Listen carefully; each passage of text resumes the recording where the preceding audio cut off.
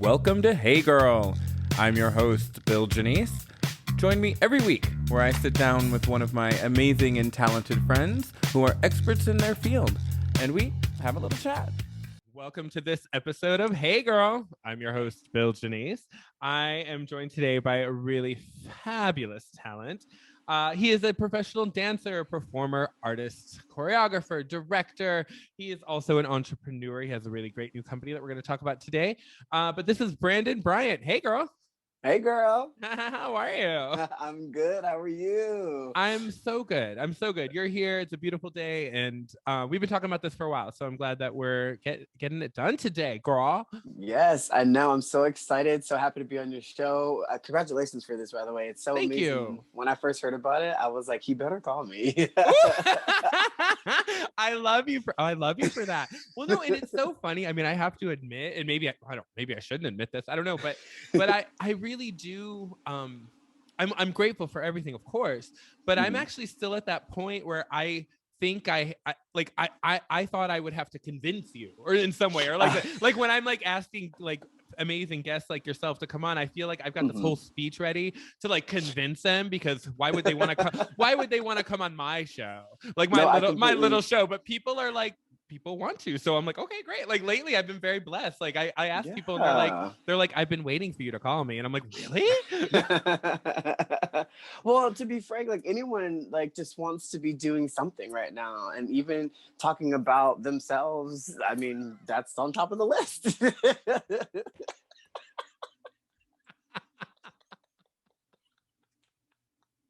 This is the most okay. That's not really the point of this show, but I love.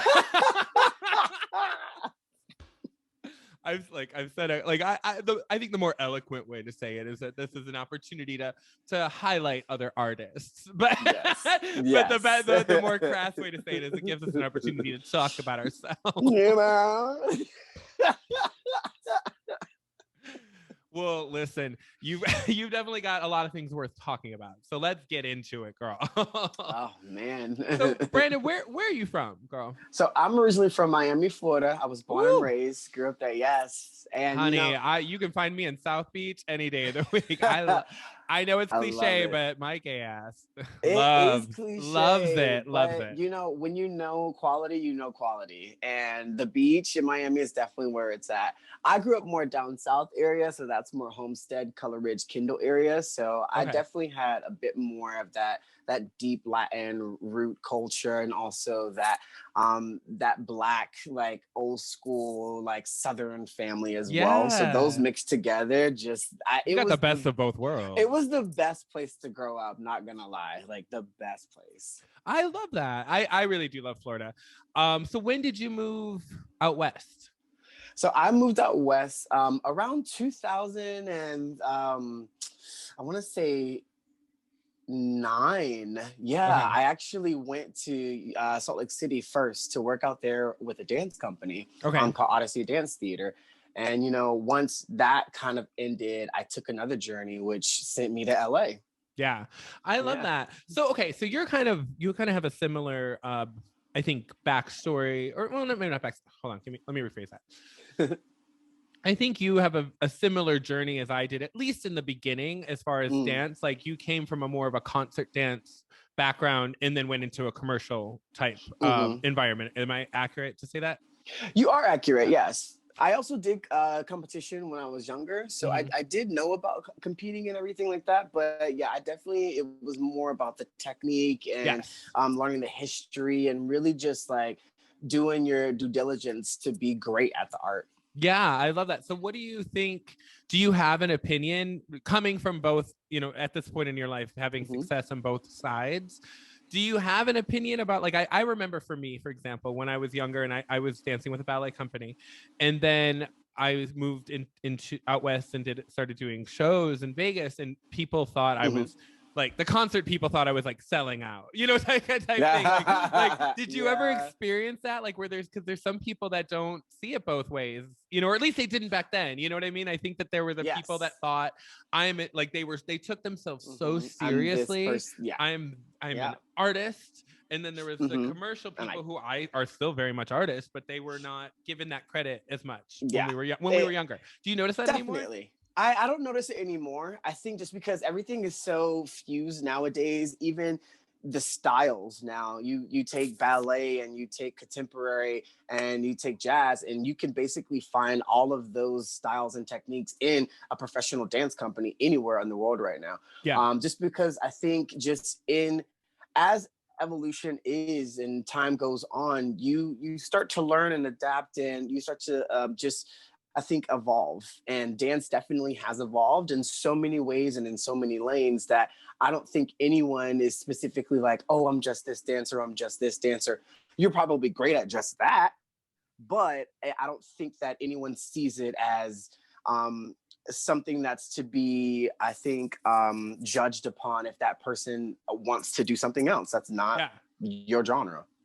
100%. And you know what I love about that, I mean, because I agree with you. I think that we are in a wonderful place where now it's actually, I think actually even expected to be able to be good at more than one genre. 100%. Where before, I mean, I remember personally not being all that encouraged to do more than ballet, you know, or to do more, you know, like you're doing this, you know. And so what I think, one of the great cultural iconic things that has happened in our lifetime, that I think has assisted in that growth and it assisted into that like transformation, is a show that you were on called So You Think You Can Dance? Yes. I think that show definitely, you know, helped open up a lot of people's perspective, and it highlighted dancers that were talented in so many genres, and then also showed some that maybe had even admitted like, no, you know, I've never done ballroom or I've never done this, and show the evolution of how when you're a dancer and when movement is your specialty, you can adapt to almost anything, you know. And that's one of the beautiful things, or at least the beautiful messages I took from watching the show. That is one thing that I actually will definitely take to heart when it comes to speaking about the show, is that it is not easy to learn a style of dance, period, point blank, let alone say I'm a technical trained, you know, ballet, jazz dancer. I don't know ballroom. That's an entirely different realm of dance. I don't know Bollywood. That's an entirely different realm of dance. Now you're asking this person who doesn't know that realm of dance, who studied dance their entire life, but not that specific style, to now learn, perfect, and perform in the same week. Yeah. Yes. And they get judged in front of America. Like it's a lot to process when you're in it. And after it, I honestly just feel so humbled that my castmates and I were so able to take what that situation was and take the most out of it. And what we did is we focused, we kept each other positive and motivated, and we just tried our hardest to do the best we could with what was given to us. And that's definitely something that I love taking back from the show, is it definitely showed me that if there is a goal, you need to lock down, focus, and you can get through it and achieve it. Wow. What a great experience. So tell me though, let's back up just a little bit. Tell me about the audition experience to get on that show, because I mean, that show, gosh. I mean, and I'm sure it was, you know, amazing when you got it. And then how did your life change from there? So, you know. The show it's a crazy whirlwind, actually. I auditioned 3 times. I auditioned for the first season. I was only 15 years old. I didn't get the chance to do it because obviously I was 15. The producer saw me, said, come back when I'm old enough. I came back season 4. I was 18-year-old, right out of college. I'm ready to do this. Let's go. And, you know, it got down to the final 2 to be picked. And it was between myself and an amazing break dancer named Gev. And he got it for that season. So determination brought me back for a 3rd time. And season 5, I actually made it. I made the top 20. I actually made it to the top 2. I was the top male dancer that you actually were. was Yes, on that. you were, girl. I remember. I remember. It was so cool because our finale was at the Kodak Theater, which no one in the seasons of that show can say, not a one. I know. And it was just, it was such an overwhelming and amazing experience to be a part of that family and that time of year and dance. And just like you mentioned earlier, that was the moment that I feel our season plummeted dance into a whole nother respect and on so many levels and so many other different artistic views that, you know, dance was starting to be appreciated. And from that, I was able to do a tour with the show. I was able to move to LA and start my commercial career. Glee, I got to do American Idol. I got to do X Factor. I did spots. I did the Emmys. I actually stood in for one of the actors at the Emmys, and I was actually talking to Kristen Stewart and all these. It was the best thing ever. I love that. No, and so deserved, by the way. I mean, you were amazing on the show. I remember watching you on the show before I knew you. You were amazing. And what a great experience. Do you have a favorite memory from that season? Or maybe like a favorite choreographer that you worked with. Something. You gotta give me a favorite of something. Okay, well, I'll give you a couple favorites because I did have some favorites that season. I think one of the most amazing things I took from the show was the friendships that I made. I'm being cheesy and corny, but one of my really valid. My really, really, really good friend, Adeo Bayomi, who was also on the show. He was someone who got me through the season. We got each other through. It was just that brotherly support that was there, that, like, you know, we had each other's back. That really was something that was a big gratitude in that experience, because it's hard to go through something alone, and to have somebody there to support you who's also competing as well and understands it. It was the best thing.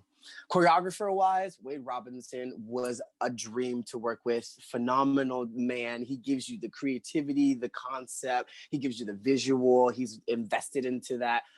Also, ballroom was kind of like, it become my favorite. Yeah. Oh, okay. I love it. Yeah. And so Miriam and Luigi were these two amazing Argentinian tango dancers that came and worked with us, and they were phenomenal. But the one most amazing thing that happened during that entire season, you'd have to watch it to really know, Mia Michaels was the hardest on me from the beginning of the audition to Vegas week to getting through. And finally, I did a routine on the show. She was the judge. And she finally just was like, Brandon, you're amazing. I'm sorry, yada, yada, yada. And that really touched my heart. And it made me cry. Yeah. And it gave me validation because, one, I knew she knew.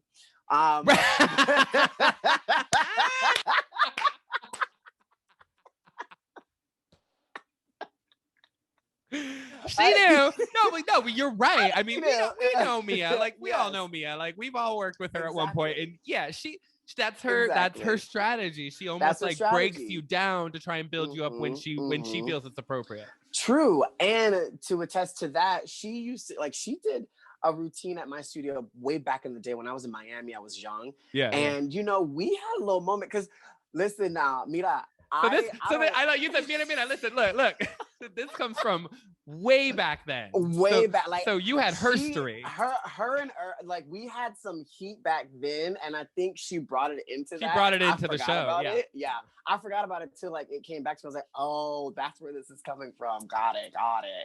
So that was a good moment, because then I was like, okay, now I can focus on doing what I need to do in this and like really like push and see where I can take it. Sure.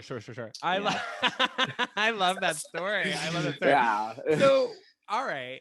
You know, you've done so you think you can dance. You go on tour with them after you're runner-up, first runner-up, killing it, doing amazing, moving to LA, doing lots of other things that you mentioned, like the Emmys and X Factor and all these wonderful things.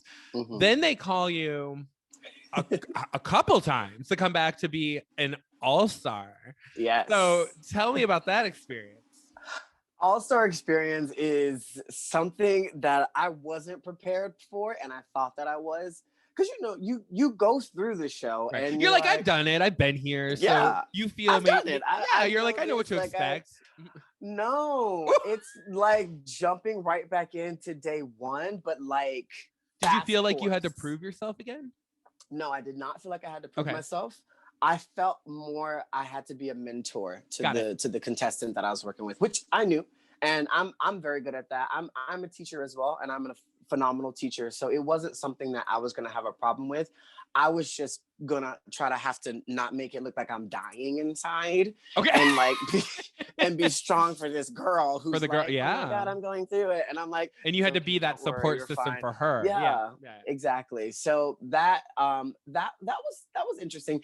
But it was also cool to go back and see like the judges and the crew that worked on us. Like our medical guy was the same guy, and he would stitch us up on our show when we like busted an arm or like our foot was like about to fall off, and he was still there taping up the kids and like, taping him up. Just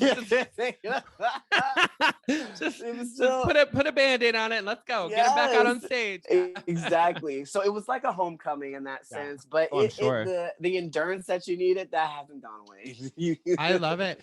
Well, no, and I can imagine maybe with something like that, it becomes, you become a family, and you become like a distant family in one way or another. No, but I can imagine with a show, like being a part of a show like that you end up becoming a family with the crew and the cast, and it's got to feel good, when you have the moments that you can come back together. Yes, it always just it's like because before when you always say we're gonna look back at this and laugh, that moment happens and you're like, oh my gosh, yeah. I now how long, what is the day-to-day like when you're on the show, like behind the scenes, like what is your daily schedule?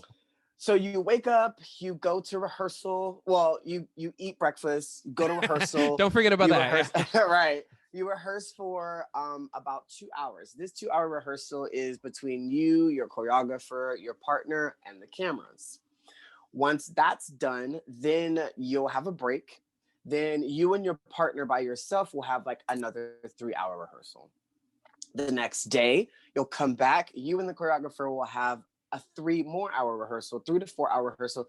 This rehearsal is to finish the dance. Mm-hmm. So this isn't before they just give you the camera. That's the right, and that's for like the package for them to show. Yeah, exactly. Yeah, and now the next day is like the real work with the choreographer. Exactly. Now let's put in some work, and it's you and the choreographer break, you and your partner. After that, the next day, you'll have like dry blocking, which basically means you'll be rehearsing / on stage, going over the dance, making sure that they have the camera angles that they need for the actual performance. The day after, it's dress rehearsal. So you have dress rehearsal usually in the daytime. I'm so sorry, in the morning time. And then you'll have your lunch break. And then right after that, you'll start getting ready for when we had our season live show. Okay. You'll have your live show. And then after that live show, you'll be done. The next day, you'll have you'll do your dances if you are requested to do anything. If you have a solo, you have to do your solo. And then they have results. Once the results are done, 1 day off, and then you repeat that whole schedule again. And when in the day is happy hour? When you go home. Right. Ooh, girl. That's why I would have been the first to go home every season. Yeah. Okay. Cheers. I mean, don't get me wrong. We did sneak some happy hours in there. So girl. We did. We got some of them happy hours in there. Yeah. Like, but did you guys have, I mean, on like, let's say like on show day, for example, like once you finished the week, you did the performance, it's done, it's great, whatever. Mm-hmm. Did you at least have like, obviously offline, but like have like, did you guys go out to dinner? Like, did you have any sort of like weekly celebration at the end of each week? Yes. Okay. So after each results show, we actually had dinner. It was a Maggiano's behind CBS Studios. Actually, we would go there and like we would have it was so hard because it was either a farewell dinner or it was just dinner. Yeah, Yeah, I get it. Yeah. yeah. So it's like, but we would go out, we would go there and we'd have some food. They obviously couldn't give us any alcohol, but we also got groceries delivered to us. So if we wanted to put a little something extra on there, Right, we right. could.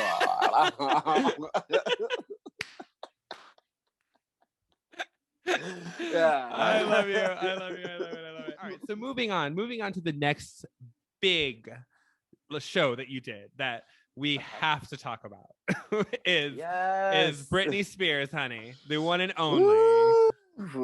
Girl, Piece of me. Girl, talk to me about some Piece of Me.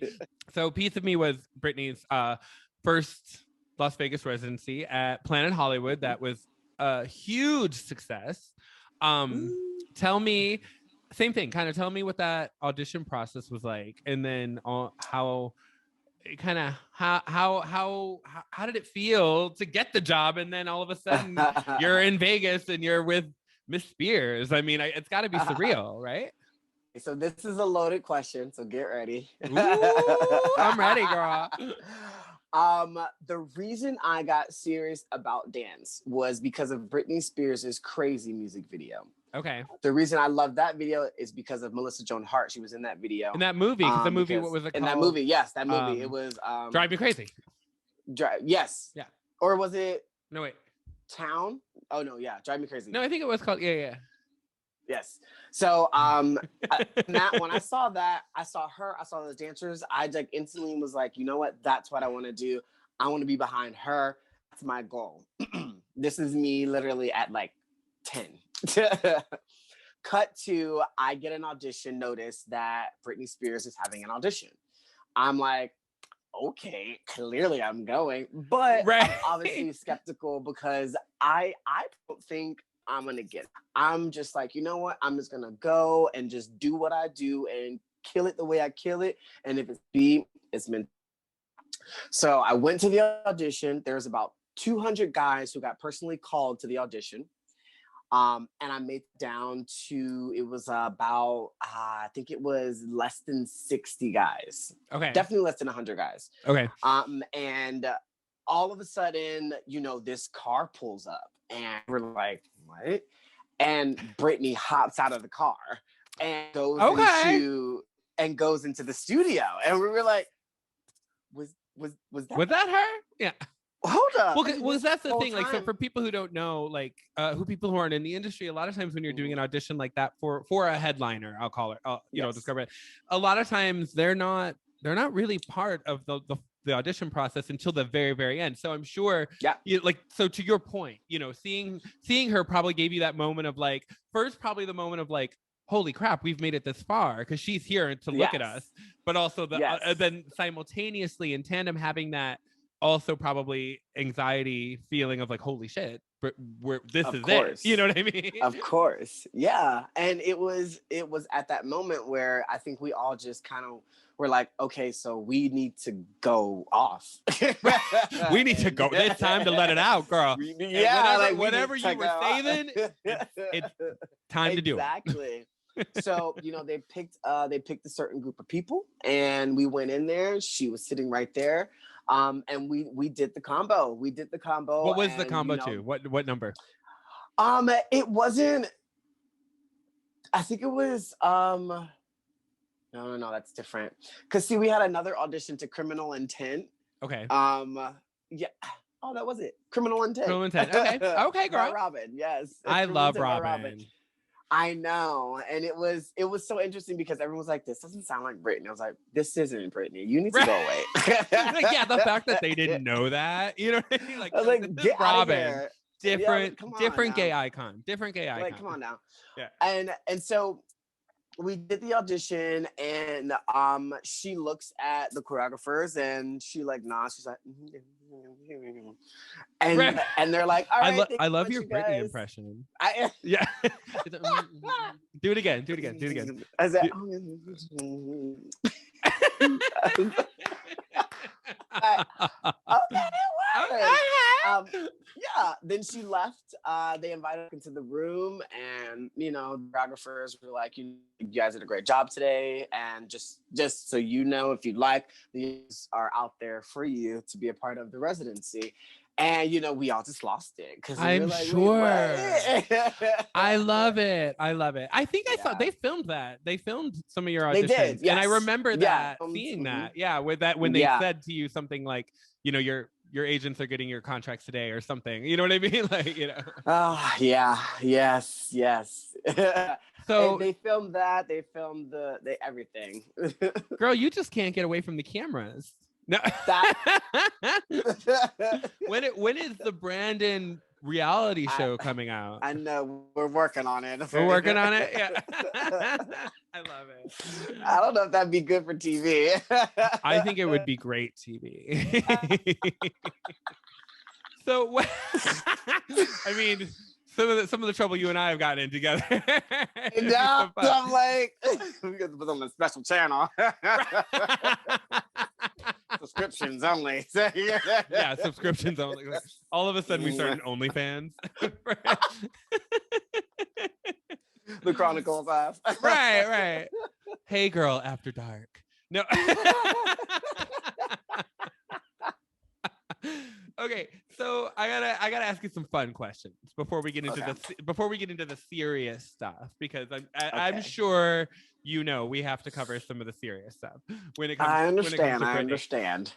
But let's get some fun stuff in. Tell me about the show in general, from your perspective. It was a great show, obviously, and as I mentioned before, very successful. And the residency did very well. It did better than a lot of other residencies. So bravo to you guys. Thank you. Did you have a favorite number in the show? Was there a favorite thing? Like, I know, like when you're doing a show over and over again, it can get monotonous. But there's usually like a moment that you look forward to every night. What was that? There was one moment in the show, in the first part of the the first season of the show, because we did it for 4 years. So our first 2 years, we did a break the ice breakdown. Love that. I loved it. It was my favorite part to do in the show. But if you look up break the ice Brandon breakdown, baby, honey, that was my part. I loved it. And then also I actually had the amazing opportunity to only have the only solo in the show. So I opened the last act, our tribal dance act, solo. Surprisingly, my So You Think You Can Dance solo.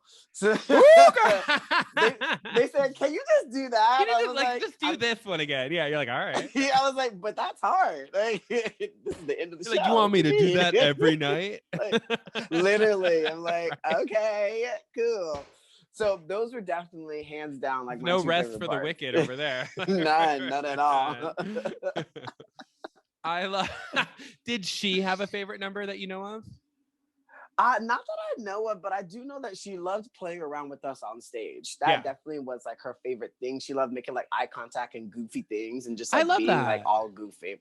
She would always like we would always say like one thing we would do throughout the show. So like bunny ear or like things like that, which would kind of be like her little like go-to thing. Yeah. Oh, that's nice to hear. That's always fun to hear. Yeah. Like, cause I love that when you have those like, I'll just say inside jokes. Yeah, exactly. Yeah. So, but what was it like working for her? In general. In general, what kind of a boss really is she? Was she very personable? Was she friendly with you guys, or did you not see her that often? She was friendly with us when she did see us. She also was standoffish sometimes. I personally think that however her mood is how she would interact with us, obviously. If she was more of if she just interacted with something that was more of an uplifting experience with us, she'd be more playful, she'd be more conversational. If she went through something that was a little bit more on the other side, she wouldn't be as active with us. She would kind of just be more solemn to herself.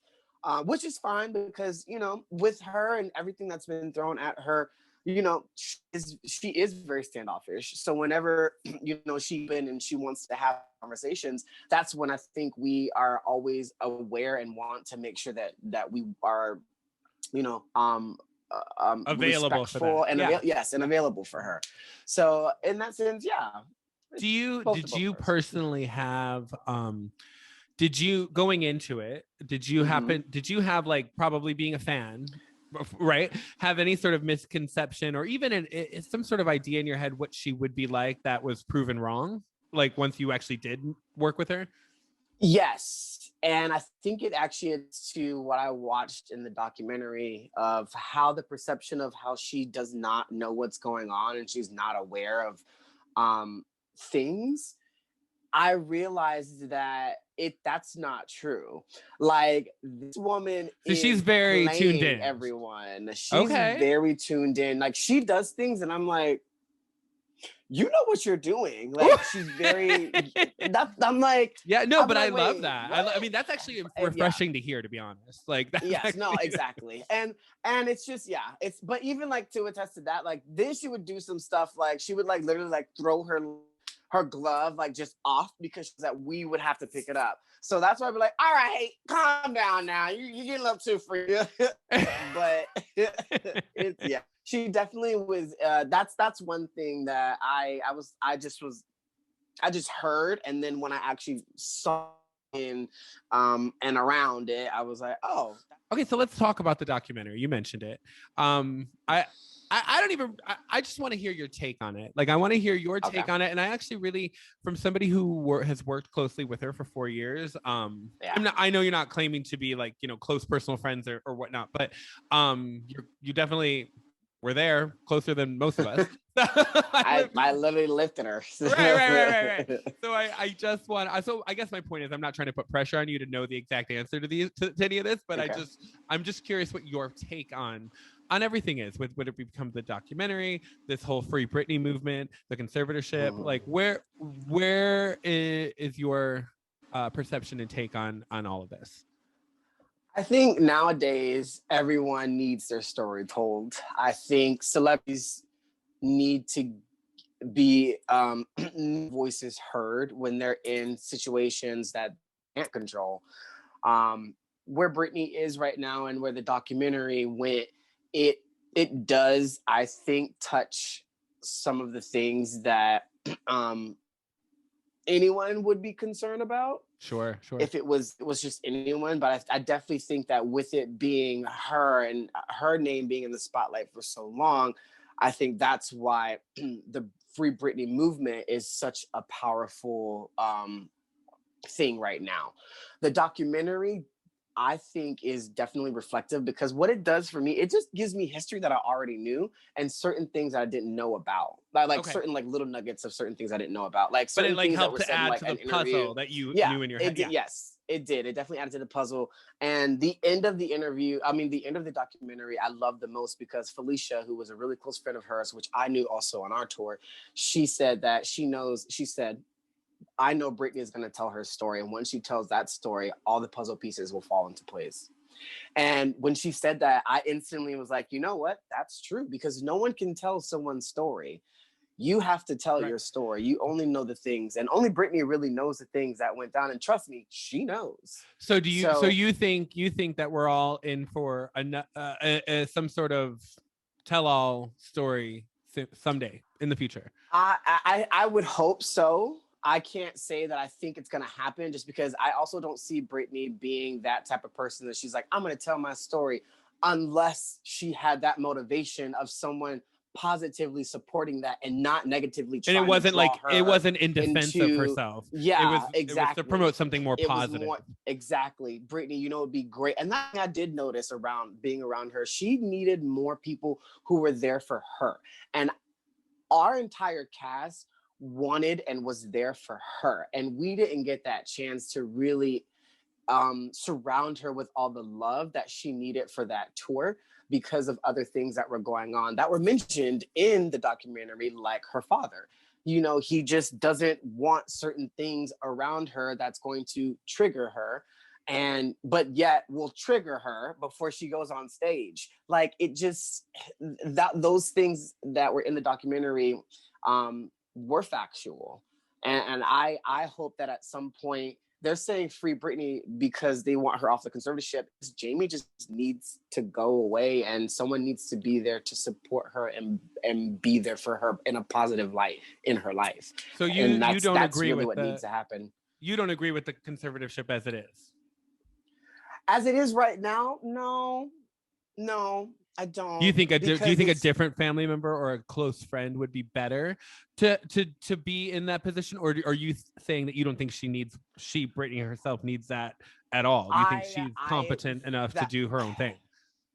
I mean, I definitely think she is competent to make decisions for sure, hands down. That will go on record saying that, definitely. Okay, great.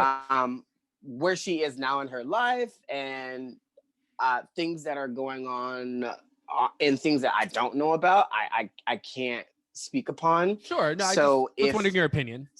Right. And honestly, the conservatorship is more leaning towards her finances in that sense, is what they're trying to do now about it. And I get having she had the bank be a part of it, but the bank doesn't do anything. It's still her father that has to make the decisions. I see. So in that sense, yes, someone always needs to be watching somebody's money. I'm trying to find somebody to watch my money. Girl, me too. I know, I try to find somebody. They're like, but you don't have any money. No.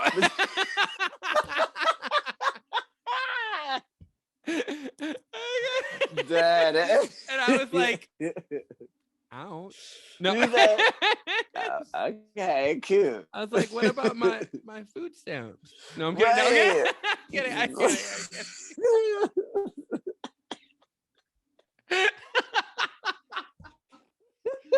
Oh God, what is wrong with us? Okay, sorry. Back to it. Do you finish what you? Did you finish what you were saying? Did you finish your thought? Okay, good. I love it. So, do you have any contact with Britney personally or her camp? Like, have you guys stayed friends, or do you think there will ever be an opportunity in the future to work for her again? I would love to work for Britney in the future again. I think when she starts working again, she's gonna have a better support team behind her. So I would love to be a part of that. I do not have personal contact with her, but if you want to reach out, B, you let me know. Because you know she listens to my show. I know she does. Well, I know she follows me on Instagram, so I mean, she might. I hope so. So hey, Britney, hey girl. She might, honey. She might. I don't know. God. You know, I would take a drink. Cheers. Do you have? I kind of already asked you this before, but I kind of want to ask you again because I wasn't satisfied with your answer. But okay. All right. No, not at all. I'm just being silly. I asked you earlier. I think I asked you if you had a favorite number to perform in the show, but just in general,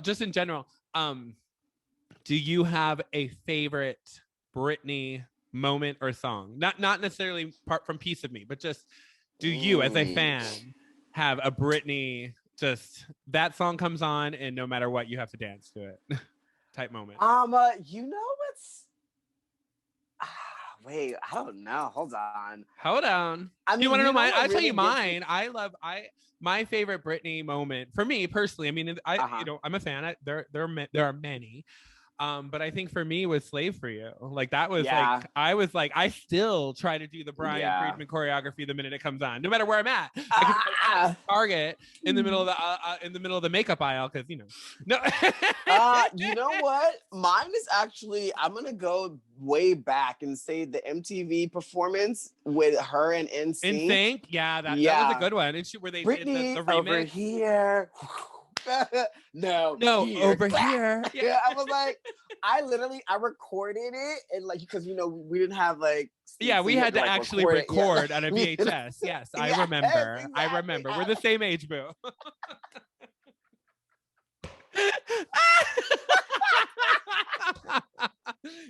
You couldn't DVR or stream shit. It was you had to find a blank tape. Yes. And hopefully the tape wasn't worn out because you'd record it over it so many times. Oh my gosh. Yes, exactly. exactly what it was. I love you. You know what I used to do too? I used to do Yes. the same kind of thing where I had like one of those 1 year for Christmas I got like a 2-disc, like a double deck cassette Yes. boombox, Yes. you know, like, and I Mhm. thought I was hot shit, you know, and so like, but you know, you could record, right? And I used to Yes. do basically what I'm doing now. Like I used to pretend to Oh, interview I'm celebrities. Like, done. so I would hold the boombox up to the TV, and I would film myself like with questions, and then I would let them answer in like movie clips. You know what I mean? Yo, So stop.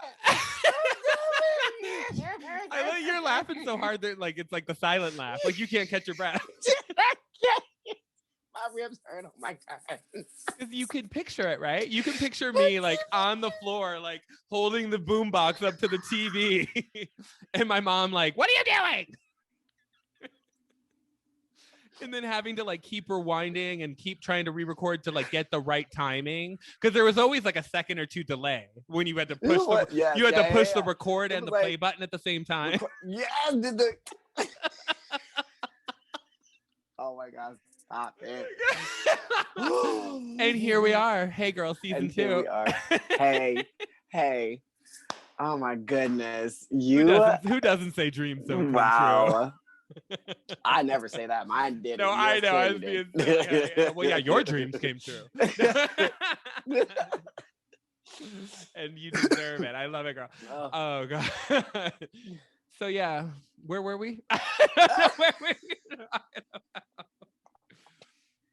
Let's talk about, all right, so let's talk about, you're also obviously a very successful and accomplished teacher and choreographer.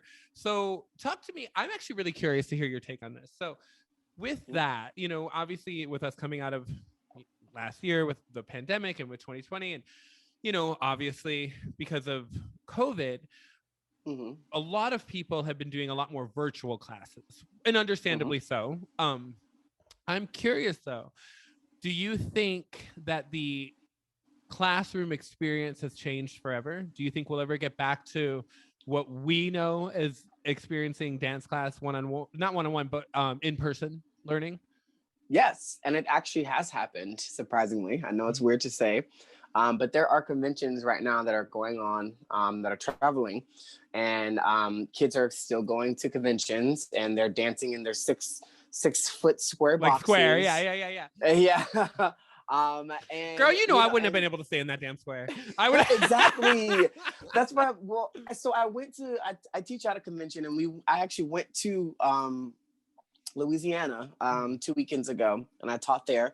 And as I was like getting ready for class, and all of a sudden my teachers, my friends come up to me, and they're like, "Hey, oh, just so you know, like you can't travel." And I'm like, "What do you? What?" Well, yeah, like, but kids that's can't part travel. of my question, I I guess. guess. In their box. Yeah, but I guess that's part of my Okay, question, is that like, sense. do you think, I mean, yes, you did answer the first part of it. And maybe but my question though too is that also the genre of the choreography has changed to not travel. Like everybody's doing TikTok, or they're doing something that is still entertaining to watch, don't get me wrong. Right. But it's different. Like you said, it doesn't travel. It doesn't take up space. It doesn't promote that type of movement. And I would like to believe that this is a temporary moment, but I'm curious because sometimes even after temporary moments, things just organically shift, and the temperature of the room has changed. So I'm just curious if you think. Go ahead. I think it will definitely stay around for a while. The reason why, not the only, but the reason why is you have people who don't feel confident in dancing, and for them that is gold. To do this, to be in the safety of their own home, to be this, and then just have to do some arm choreography. Yeah, exactly. It's good for them. If it comes down to actually people in the arts like you and myself, and like people who need movement, I do feel that will come back. I do feel that there will be an opportunity for us to get back into open space and move our bodies around. Because that's me. I'm about that. I'm not a little person. Well, I'm little. I'm tiny, but as in like 5'7", not like tiny. But girl, we get it. She's like, let me just clarify. But like, I need to like move. Okay? I'm so glad you clarified. Yeah, I had to clarify. Listen, I love it. No, I get it. I love it. So, all right, take a drink. All right, girl. No, and I love that, and I agree. I hope you're right. I'm realistic, and to think that after having what we've all been through this last year, which the reality is it's been a full year. That's not just a month or two. So I'm realistic to say that after that long of a time, things are just naturally normal is not going to, what we remember as normal, I don't know if we'll ever be there. It's going to be a new normal. And I'm just curious, I guess only time will tell what things are going to stick and what things will come back, True. But it'll be interesting to watch. Yeah, it will be. And I'll be with some popcorn. Honey, I love you on TikTok. You're giving me life on TikTok. I just joined like with a Hey Girl page. I saw that. Yeah. Oh yeah, you follow, girl. Hey girl. Yeah. You know what? Wait, can you do? Let me ask you. I didn't tell you I was going to ask you this, so it's okay if you say no. But okay. I think it would be really fun. If you would you be willing to choreograph a little Hey Girl dance challenge on TikTok? Sure, yeah, I'll do it. Let's do it. We'll try and get people to do it. Give me a little Hey Girl choreography, and we'll see how many people can do it. I'm like, hey girl. Right, exactly. I'd be like, hey. No, I can't do it. I know choreography. I'm stealing it. No, I liked your wave better. You gotta do a little flutter, a flourishes and everything. Scoop. You know what I mean? Scoop, girl. Yeah. And then it just goes, girl. Is that girl?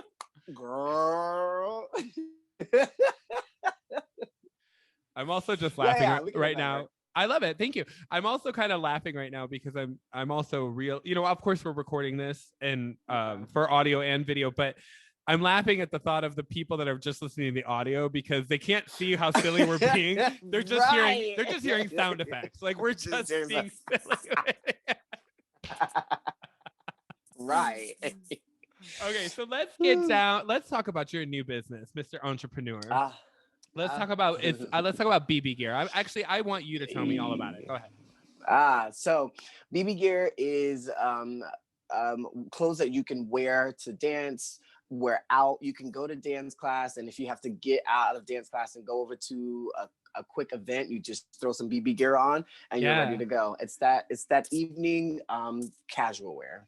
Okay, I like. Is it? Are you wearing your own shirt? Right now? Am. Yes, it's gorgeous, honey. I've been admiring it this whole Thank you.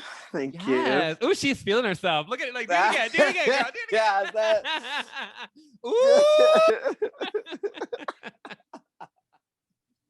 Ooh. Yeah, so this is B Velvet. Yeah. What's your process on that? Like, have you always wanted to get into the fashion industry and the clothing, have your own clothing line? Everyone just always is like, Brandon, your style is so interesting. It's so unique. You should like start your own thing. And people always said that to me. And that comes from my mom because she always told me to, always be original, always keep them guessing. And a few years ago, I just, you know what, I'm going to do it.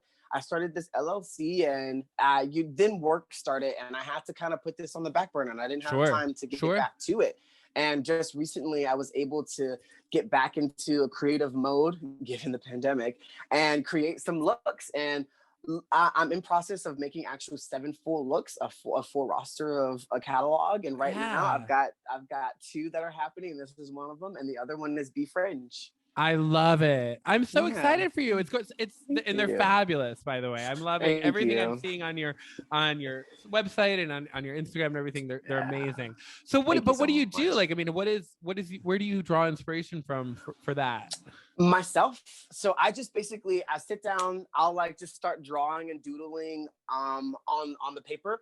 I'll just usually start with some angles. I'll start with like, a V or a triangle, some lines. And then I try to just work outfits and shirts ways that I would think. So my goal is to not overpower and overdo. Like I'm not trying. You don't want to over Less I'm not is trying more to be like a professional. Yeah, less is definitely more for me. That's my entire aesthetic. So a simple t-shirt, but just turk it a little bit here and there, and mwah, fantastic. I love it. So that's really where my motivation comes from. I want to make the simplest shirt look elegant, because there's so many guys who are just like your natural like homeboy who just wear regular stuff. I'm like, wow, well, if you just like a regular t-shirt, wear about this. And that's where the motivation came from. And I've just been coming up with all these designs for years now. And finally, I went to the fabric store. I got some fabric. I matched the designs with how I wanted. I found a great distributed company out here called Foreplay in downtown Las Vegas. They were able to manufacture the shirts, and I'm selling them. I love it. And it's just menswear right now, correct? Right now, it's unisex wear, actually. Okay, all right, I love it. So yes, so if women want to vibe with it, they can too as well. We don't see gender here. Girl, me neither. Look, my show's called Hey Girl. Look. Yeah, exactly. We don't. Yeah, it's a you can wear it up, wear it down. I have one girl who she got a large and wore it as a dress. I am not mad. Yeah, honey, I love it. Yes. Well, that's so fabulous. I love it, and I mean, congratulations, because you know it's always so well, it's admirable, of course, but I always love seeing fellow artists branch out and do more than what you like, maybe what they've always done, like, you know. Yes. So to see dancers start other companies, or see actors and singers start other companies, like beyond beyond that side of them, is always really refreshing. And I love it, because it really does also speak to who you are as an artist and as a person. You know, we're not, as we kind of bringing it back to what we were talking about at the top of the show, it's not, you're not just one thing, like not one thing should define you. No. And so that's what's so beautiful about where we are now, is I really do think that in general, more people are exercising additional talents. Yes. Where we weren't encouraged to do before. You know what exactly. I mean? And that's such a positive thing to come out of this pandemic, is, you know, it's been hard times, but you've had to figure out, okay, well, now what else am I talented at? You had to ask yourself. You're like, well, let me think. Well, let me think. Look, I was still recording interviews on the TV, so I had to and I decided, just start your own show. I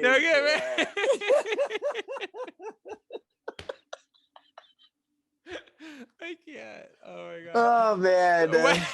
So how I'm of course gonna put all of your contact information in the description of the episode, but tell people how they can buy BB gear.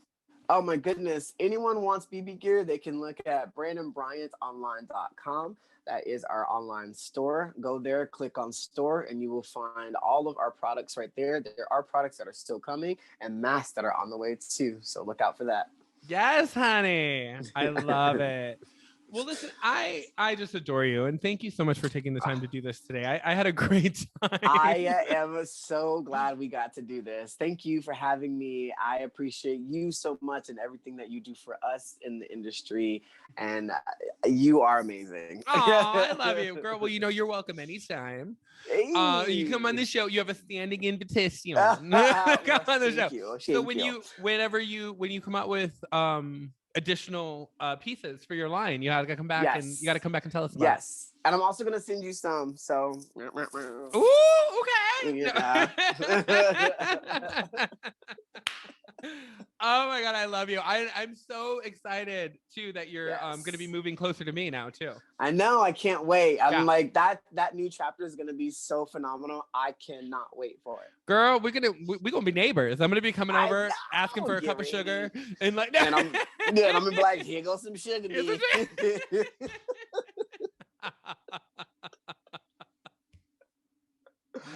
I can't with you. I love it.